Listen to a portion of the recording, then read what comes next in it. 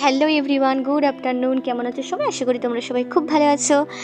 আজকের ভিডিওটা তোমরা দেখে বুঝতেই পারছো কী নিয়ে। এমন কোনো আমার দেখা দেখি কোনো মানুষ নেই পৃথিবীতে যে লিচু খেতে ভালোবাসে না। আমার তো প্রচণ্ড ভালো লাগে এবং আমার দেখা দেখি সবাইকে আমার বাড়িতেও সবাই পছন্দ করে।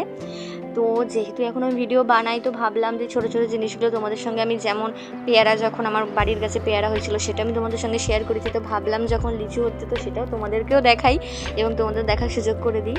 তো বাই দ্য ওয়ে দেখো কেমন ঝাঁকঝাঁক লিচু হয়েছে। এখনও প্রপারলি পাকেনি, কারণ রোদ জল ঠিকঠাকভাবে না হলে এগুলো হয় না, ফল যে কোনো ফলই পাকে না।